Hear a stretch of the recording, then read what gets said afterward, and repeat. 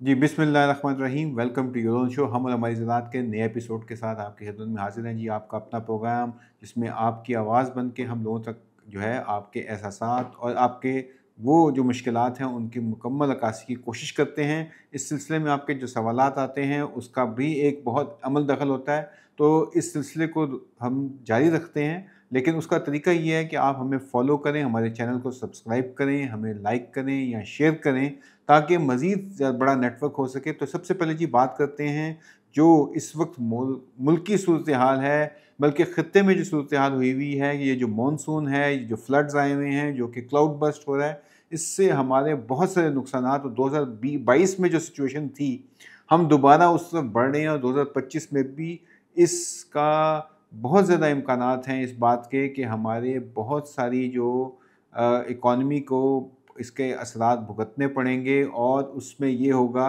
कि हमारे लिए मज़ीद मुश्किलात हो सकती हैं। जैसे कि मैंने पढ़ा देखा, ये आपके सामने पेश भी करते हैं कि आईएमएफ के इन हालात से पहले ये उसका इम्कान था आईएमएफ की रिपोर्ट में जो मई में दी थी कि हमारा जो रुपी टू डॉलर है वो तकरीबन ₹315 टच कर जाएगा अगले साल तक।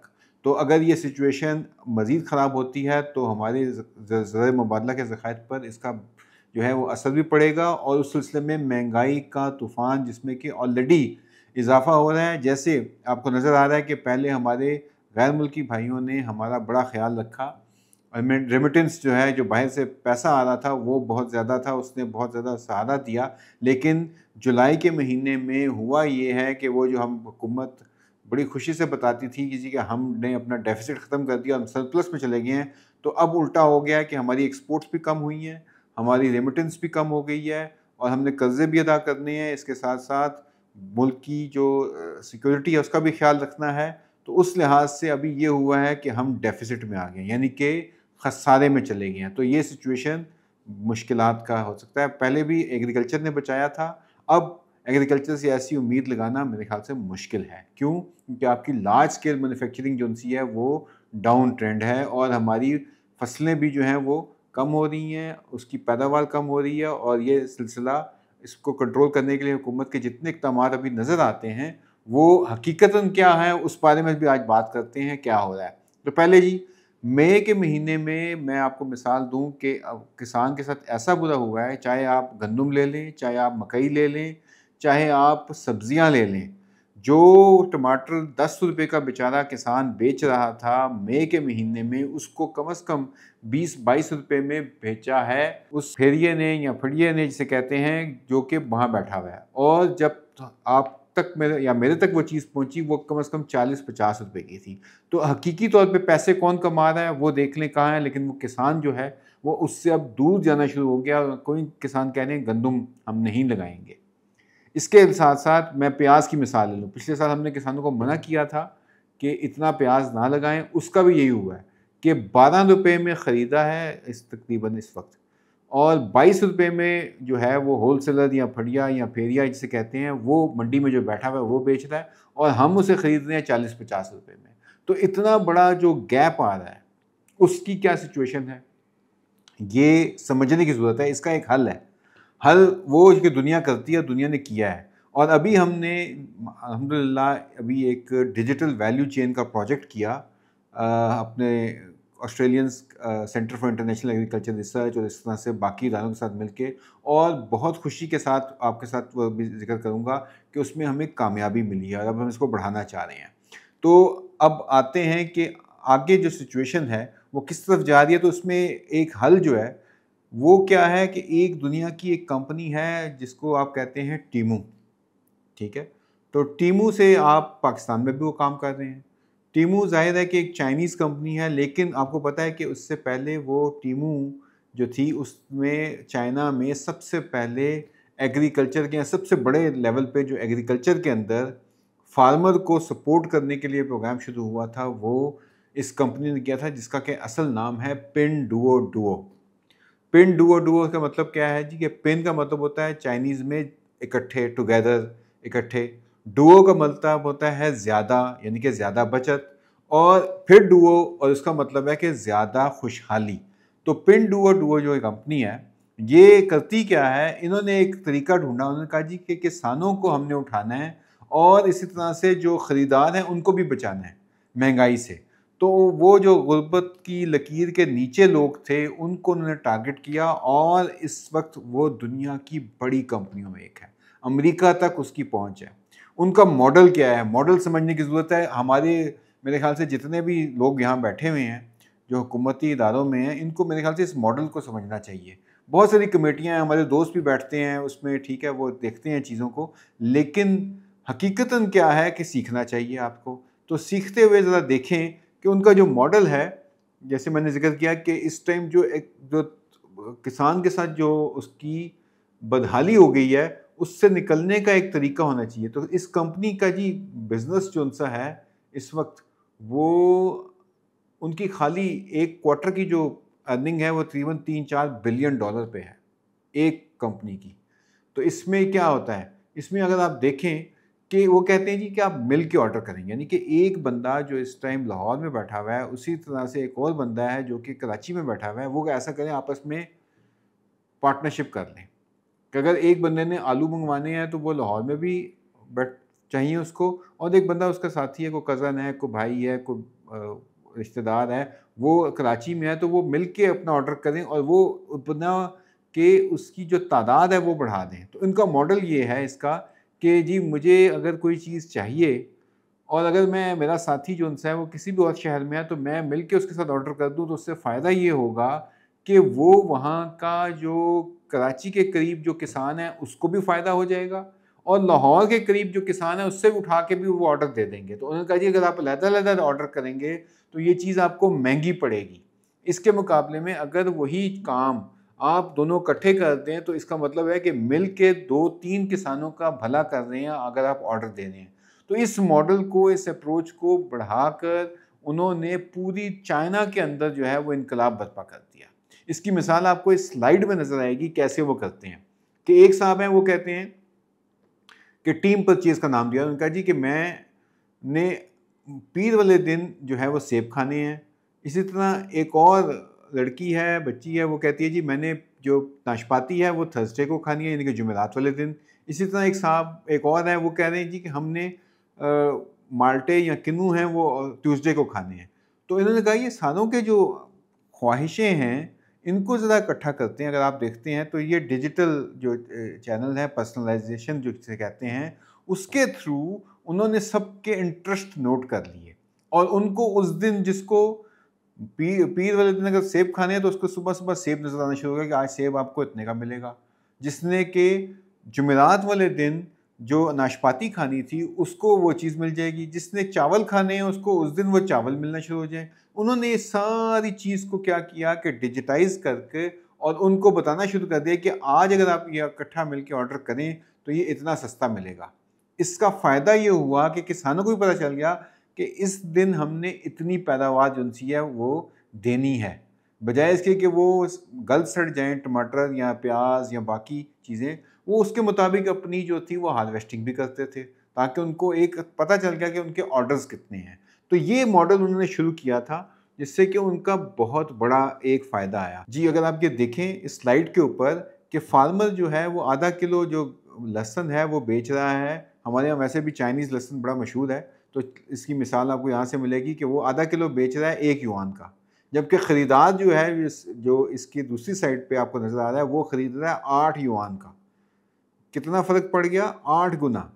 अगर ये फ़ासला कम कर दिया जाए और बीच में से ये जो होलसेलर है या जो फेरिया है या फड़िया है जिसे मंडी में कहते हैं, उसको निकाल दिया जाए, तो उन्होंने कहा कि इससे फ़ायदा ये होगा कि अगर इन दोनों के दरमियान हमने कोई चीज़ आपस में, एक तो फ्रेश मिलेगा, कहीं उसकी वो जो 3-3 दिन पुरानी, 4 दिन पुरानी सब्ज़ी हमें मिलती है, चीज़ें हमें मिलती हैं, उसको कम से कम ये है कि वो हमें फ्रेश मिलेगी और हम डायरेक्ट फार्म से लेंगे। उस चीज़ को देखते हुए उन्होंने क्या किया कि इस मॉडल के ऊपर अपना ये सारा बनाया और इसका फ़ायदा ये आया कि ये जो 8 युआन की चीज़ थी, वो अगर 2 युआन में मिल जाए, तो क्या ही बात है। तो इस पूरे मॉडल को उन्होंने डिजिटाइज़ कर दिया, इसको हम कहते हैं वैल्यू चेन। और ये डिजिटल वैल्यू चेन्स के ऊपर इसको ले गए कि जिसको जो चीज़ जिस दिन चाहिए, जहाँ से चाहिए, उसके मुतालिक मुकम्मल मालूमात और बाकी चीज़ें हो जाएंगी। तो ये वो तरीका है। और इसके साथ साथ उन्होंने ये भी किया इस कंपनी ने कि जो डिमांड बन रही थी उसके मुताबिक उसके बीज, उसकी खादें, उसकी क्रॉप प्रोटेक्शन उन फार्मर्स तक वो भी पहुंचाई।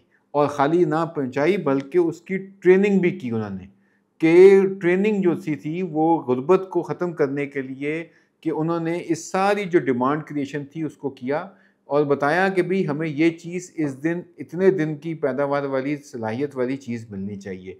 अब ये काम मेरे ख़्याल से कोई इतना मुश्किल नहीं है, जो कि हम समझते हैं कि शायद हमें ये चीज़ें जो सी थी वो मुश्किल लग रही हैं, बड़ा आसान है और मेरे ख़्याल से दुनिया हमारी तरफ देख भी रही है। तो ये एक तरीका ऐसा हो सकता है जिससे कि हुकूमत को फ़ौरी तौर पे इस प्लेटफ़ॉर्म से कॉन्क्लेव एग्री किसान मददगार से ये हम पहुँचाना चाह रहे हैं कि इसके ऊपर काम करें। ये कमेटियाँ खेलना छोड़ दें, ठीक है? आपने कोऑर्डिनेटर्स भी रख लिए हैं, बाकी चीज़ें भी रख ली हैं, लेकिन हकीकतन मुल्क की कोई पैदावार मुझे बताएँ कि जो आपकी बढ़ रही हो, सवाए मेज़ के, कॉर्न के। इस साल वो बेहतर है, लेकिन दुनिया में अमेरिका की भी रिपोर्ट आ गई है। अमेरिका ने कहा है जी कि इस दफ़ा तो बम्पर क्रॉप होगी। तो मेज़ के लिए देखते हैं, कॉर्न के लिए इंटरनेशनल हालात इतने जो हैं वो क्योंकि कीमतें गिरने का भी इम्कान है, तो वो सिचुएशन जो-सी है उसमें, लेकिन पाकिस्तान में क्योंकि खपत ज़्यादा है तो इस वजह से ये चीज़ें मूव ऑन कर सकती हैं। इसके साथ-साथ मेरे ख़्याल से एक चीज़ अहम नुक्ता और जो इस पे आ रहा है, वो आ रहा है कि अभी तक गन्ने के काश्तकारों को हमारे जो हैं उनको उनकी जो पिछला सीज़न जो कि क्रशिंग ख़त्म हो चुकी है फरवरी की, उनको अभी तक पेमेंट्स नहीं हुई। तो ये जो सेक्टर के अंदर जो पैसे की अदम दस्तयाबी है, उसने बहुत सारे जो हैं वो नए चैलेंजेस खड़े कर दिए हैं। तो अभी हम, और हालत ये है कि हम चीनी बाहर से मंगवा रहे हैं दोबारा। भेज के वापस आ रही है चीनी, कोई सवाल नहीं हो रहा है इसके ऊपर। इसके मतलब अपने सवाल ज़रूर भेजें, अपनी आवाज़ ज़रूर पहुँचाएँ ताकि हम आपके मतलब बात कर सकें। आगे चलते हैं जी इसमें। अब ये मॉडल हमने दे दिया, ये टेस्टेड मॉडल है, दुनिया की बड़ी कंपनी जो कर रही हैं, प्राइवेट लेवल पे काम हो रहा है और इसमें हम ये काम कर चुके हैं। पाकिस्तान की एक कंपनी जो है उसने अभी यहाँ से यही काम किया है और यूएई में कुछ चीज़ें भेजी हैं ये इसी महीने। तो उसका भी बड़ा अच्छा काम किया है पाकिस्तानी कंपनी ने। तो अगर ये प्राइवेट सेक्टर कर सकता है तो गवर्नमेंट को उसको सपोर्ट करना चाहिए। बजाय इसके कि वो रोड़े अटकाएँ, मुश्किल करें कारोबार करना, टैक्सेस लगाएँ, इससे मेरे ख़्याल से गुर्बत में मज़ीद लोग चले जाएँगे, जो कि पिछले 3-4 सालों में हमने देखा है। और इसको निकालने के लिए मेरा ख़्याल है कि ये सबसे बेस्ट प्लान है। ये तो वो बात होगी। अब मेरे ख़्याल से खुशाइन बात ये है कि हुकूमत ने अभी जो ख़बरें आ रही हैं कि ईरान ने बड़ी दिलचस्पी का इज़हार किया है जी, पाकिस्तान की एग्रीकल्चर प्रोडक्ट्स में। तो जो चावल का सवाल है वैसा कि चावल का क्या बनेगा? देखें, हमारा जो सुपर कर्नल है चावल, वो ईरान बढ़ा जाता है। हमारा आम इस साल नहीं गया था, उस वजह से आम प्रेशर में रहा। इसके साथ-साथ दीगर चीज़ें भी हैं जो कि ईरान को ज़रूरत है, लेकिन चावल की बड़ी ज़रूरत है पाकिस्तान से और एक अहम मंडी है हमारी। तो अगर वो मंडी हमें नज़र आ रहा है कि वो ओपन हो रही है और हमारे लिए डिमांड बहुत ज़्यादा है और इंडिया को हम निकाल सकते हैं, क्योंकि अगर ईरान ये कह रहा है तो आपको पता है कि इंडिया उसका सबसे बड़ा सप्लायर है। अगर इंडिया को हम निकाल देते हैं ईरान के साथ अपने खुशगवार जो बरादराना ताल्लुकात हैं, तो एक बहुत बड़ी हमारी ये डेवलपमेंट हो जाएगी। तो मेरे ख़्याल से इस पे जहाँ पे हुकूमत का उसका हक बनता है कि अगर इस किस्म की ब्रेक थ्रू वो कर लेते हैं, तो मेरे ख़्याल में बहुत बेहतर होगा और हमारी फसल भी बेहतर होगी। इस वजह से अब क्योंकि नई फसल की आमद भी है, उस सिलसिले में भी रेट्स अब जो उनसे हैं वो आगे पीछे होंगे। लेकिन ये है कि चावल का मुस्तकबिल खुशाइंद है दुनिया भर में। कॉटन वाला हालात नहीं हैं, कॉटन बड़ी सिचुएशन इस समय ख़राब है। दुनिया में भी कॉटन जो सी है, वो इंडिया में भी उनकी जो कॉटन का मसला था वो इस दफ़ा नज़र आ रहा है, क्योंकि बादशाहों ने वहाँ तबाही मचाई हुई है। पाकिस्तान में देखें, जिन लोगों ने अर्ली कॉटन लगाई उन्होंने 40 मन तक पैदावार ली, जबकि जिन्होंने लेट कॉटन लगाई या उनका फसल का ख्याल नहीं रखा और ये जो अब बारिशें आई हैं, तो यकीन करें कि वो बेचारे ऐसे भी हैं जो कि मर के 10 मन तक आ गए हैं। तो ये सिचुएशन अब ख़राब होगी और कॉटन की जिन्होंने बनाई है, कॉटन जिनको चाहिए, मिलों को ये जो मॉडल मैंने पेश किया इसको वो भी इस्तेमाल कर सकते हैं और उसके थ्रू डायरेक्ट फार्मर से बाय करें। हम उसके लिए हाजिर हैं ये चीज़ें देने के लिए। इसके साथ साथ अब अगले सीज़न में आपको पता है कि अभी इस टाइम चावल की फसल खड़ी हुई है। चावल के लिए बेहतरीन इनपुट्स जो चाहिए वो हमसे दस्तयाब हो सकते हैं किसान को दुकान के नेटवर्क से। बहुत सारे फार्मर इससे मुस्तफ़ीद हो रहे हैं। इसके अलावा जो कैनोला, आपका सरसों और राय, इनके ऊपर बहुत ज़्यादा नज़र है लोगों की। इसकी प्रोडक्शन पाकिस्तान में बेहतर भी हुई है और इसके मेरे ख़्याल से रेट भी मुस्तहकम है। पाकिस्तान में अगर आपने इसके बारे में भी बीज चाहिए इसका, तो किसान मददगार के प्लेटफ़ॉर्म से आपको दस्तयाब है। आप हमसे राब्ता करके, और बहुत सारे लोग ले रहे हैं, ये नहीं कि नहीं ले रहे, और इसके अलावा कुछ डिस्काउंट भी हैं इस पूरे अगस्त के महीने में, आप उनको भी इससे भी मुस्तफ़ीद हों। आप पोटाश लें हमसे, ज़िंक लें, बाकी चीज़ें लें, ताकि आप अपनी फ़सल के ऊपर जो है ना, अगर हम अपनी फ़सल को बढ़ा देते हैं, देखिए पाकिस्तान में मसला क्या है? मसला ये है कि कीमतें नहीं बढ़ रही, कम हो रही हैं। तो एक तरीका ये हो सकता है कि अपनी कॉस्ट ऑफ प्रोडक्शन कम करने का, वो ये है कि हम पैदावार बढ़ा दें। पैदावार अगर बढ़ा देंगे और उसकी अच्छी ग्रेडिंग करेंगे, तो उससे ये फ़ायदा होता है कि आपको कम से कम ये है कि नुकसान का अंदेशा बहुत कम हो जाता है। और हम चाहते भी ये हैं कि आपका नुकसान ना हो। जैसे अभी हमारे बहुत सारी जो ये फसलें अभी नहीं, उनका ये बारिशों की वजह से वो जो उसके तखमीने लगाए थे वो गलत हो रहे हैं। तो इस सिलसिले में हम अपने आप को बचाने के लिए ये नेटवर्क हाज़िर है। इसमें ज़रूर हमारे से राब्ता करें, ताकि आपकी ये खुशहाली पाकिस्तान की खुशहाली है और हम इस तरह से अपनी मसाइल पे काबू पा सकें।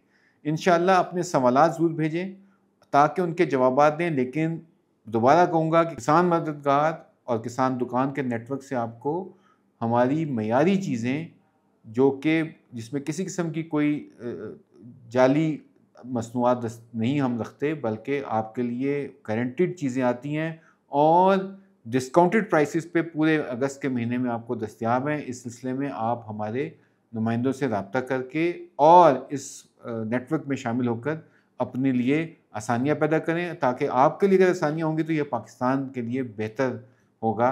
बहुत शुक्रिया। अस्सलाम वालेकुम।